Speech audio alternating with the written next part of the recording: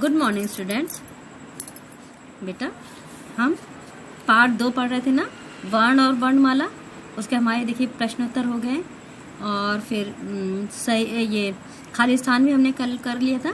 आज हम करेंगे बेटा इसका उचित विकल्प। ठीक है, तो चलिए शुरू करते हैं। ये डेट मैंने डाली है, आज 16 है। ठीक है, 16 और 5वां महीना है और 2020। ठीक है, अब यहाँ पे हम लोग डालेंगे CW। ठीक है, यहाँ डालेंगे पाठ का नाम। पाठ हमारा 2, पाठ 2। नाम तो आपको पता ही होगा बेटा, वर्ण और वर्णमाला। ठीक है, पाठ 2 वर्ण और वर्णमाला। चलिए हम लोग करते हैं एक्सरसाइज शुरू। ठीक है, अब हम करेंगे यहाँ पे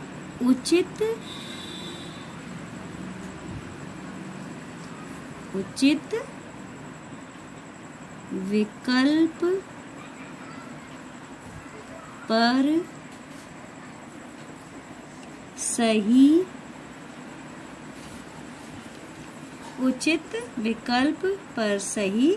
सही, ये सही का निशान है। ठीक है, उचित विकल्प पर सही का निशान लगाइए।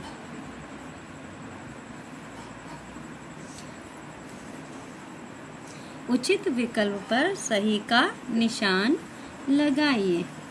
चलिए सबसे पहला हम लोग का शुरू करते हैं बेटा। यह है भाषा की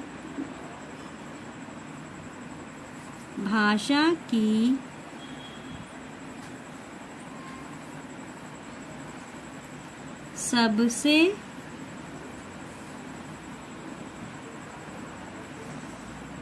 छोटी इकाई होती है। भाषा की सबसे छोटी इकाई होती है। अब यहाँ पे 3 ऑप्शन है। पहला है वर्णमाला। ठीक है, दूसरा है वर्ण।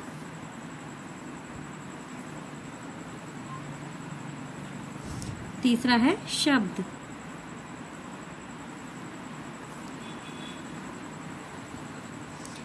भाषा की सबसे छोटी इकाई होती है वर्णमाला या वर्ण या शब्द। तो भाषा की सबसे छोटी इकाई होती है वर्ण। वर्ण यानी अक्षर। ठीक है, जो वर्ण होता है वो भाषा की सबसे छोटी इकाई यानी सबसे छोटा पार्ट जो भाषा का होता है। सबसे पहला शुरुआती पार्ट जो होता है वह वर्ण कहलाता है भाषा में। ठीक है, चलिए अब हम लोग खा वाला करेंगे। खा है वर्णों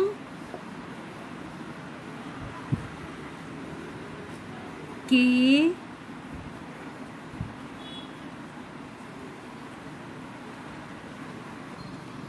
परिवार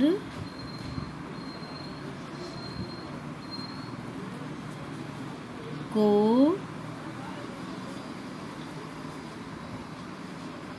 कहते हैं। वर्णों के परिवार को कहते हैं। पहला हमारा है गीतमाला।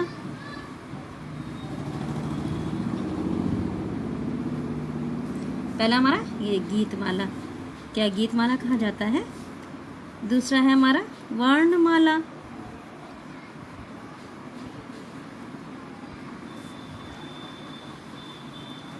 तीसरा है हमारा सुलेख माला।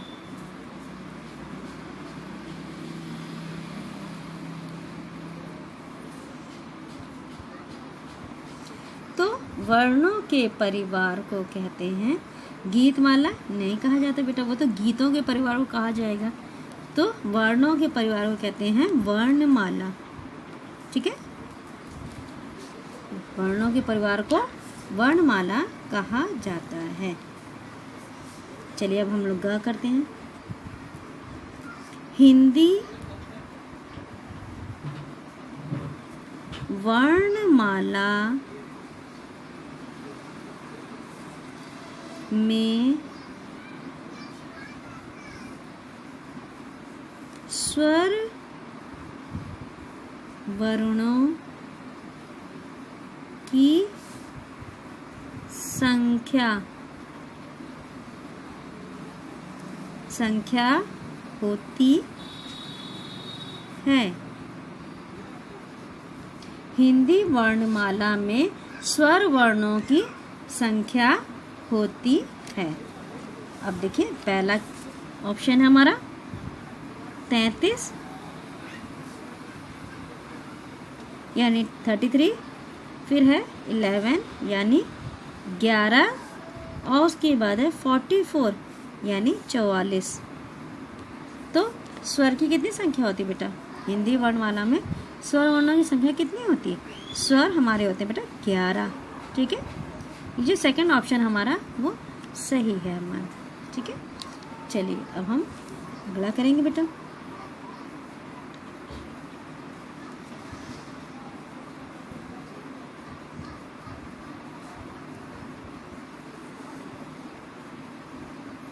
अब व्यंजनों के निश्चित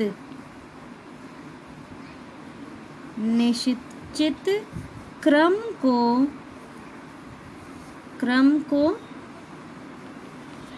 कहते हैं। व्यंजनों के निश्चित क्रम को कहते हैं। क्या कहेंगे? व्यंजनमाला,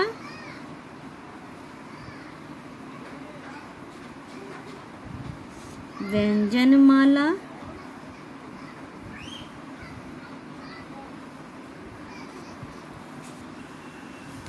दूसरा ऑप्शन है स्वरमाला,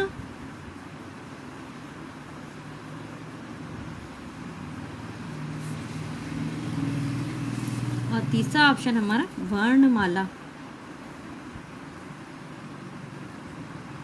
वर्णमाला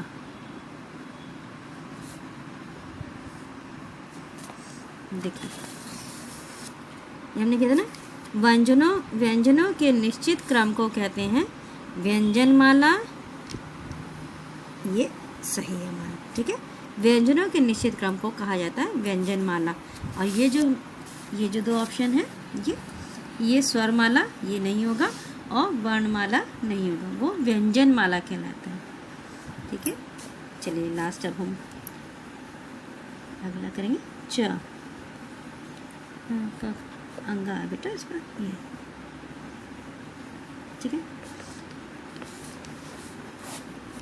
वर्णों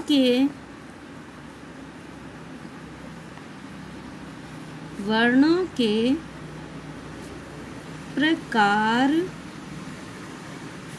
होते हैं। वर्णों के प्रकार होते हैं। कितने प्रकार होते हैं वर्णों के? एक या दो और या फिर 3। वर्णों के प्रकार होते हैं एक, नहीं बेटा 2। ये जो सेकंड ऑप्शन है ये सेकंड वाला ये सही। वर्ण 2 प्रकार के, तो मैंने बताया ना, एक स्वर और दूसरा व्यंजन। तो इस तरह वर्णों के 2 प्रकार हुए, स्वर और व्यंजन। ठीक है बेटा, तो ये हमारा सारा क्लास वर्क है। हाँ, ये अभी का अभी हमें करना है। और ये देखिए मैं होमवर्क बता रही हूँ आपको, ये देखिए ये होमवर्क है। ठीक है, ये है ना, सही कथन के आगे सही व गलत कथन के आगे गलत का निशान लगाना है। ठीक है ना बेटा, चलिए बताइए हिंदी में 12 स्वर हैं। ये सही है कि गलत है हमारा? 12 स्वर हैं हिंदी में? नहीं बेटा, यहाँ पे गलत का निशान लगेगा, ठीक है ना? यहाँ पे गलत का निशान, ये ना हमें कॉपी में करना है, बुक में तो मैं सिर्फ आपको बता रही हूँ। ये पूरा हमें कॉपी में उतार के होमवर्क कॉपी में करना है, ठीक है ना बेटा? चलिए अब दूसरा देखें। हिंदी में कुल 33 व्यंजन हैं। ये बात हमारी सही है एकदम। 33 यानी 33 व्यंजन हमारे हिंदी में होते हैं। अब ड और ढ का प्रयोग स्वरों की तरह होता है। ये बात भी बेटा गलत है, यहाँ पे हम गलत का निशान लगाएंगे, ठीक है? अब है क और श व्यंजनों के मेल से संयुक्त व्यंजन क्ष बना है। ये बात हमारी एकदम सही है। जब हम क और श का मेल करते हैं तब संयुक्त व्यंजन क्ष बनता है। आगे क्या है? अंग को अनुस्वार भी कहते हैं। ये बात भी हमारी एकदम सही है। जो अंग होता है, मैंने बताया था, ये जो अंग है इसे अनुस्वार भी कहा जाता है। तो ये बात हमारी एकदम सही है। तो यहाँ पे टिक का निशान हम लोग लगाएंगे। ऊपर सबसे पहला क्रॉस है, फिर टिक है, फिर क्रॉस है और फिर दोनों टिक है, ठीक है? इसे बहुत अच्छे से समझ के करेंगे और स्पेलिंग मिस्टेक्स ना करिएगा आप लोग। और ये होमवर्क है बेटा, इसको होमवर्क जब दिखाया जाए तब दिखाना। और बाकी जो मैंने ये बताया ये सब क्लास वर्क है, ये आप लोग अभी करके मुझे दिखाएंगे, ठीक है बेटा? Thank you.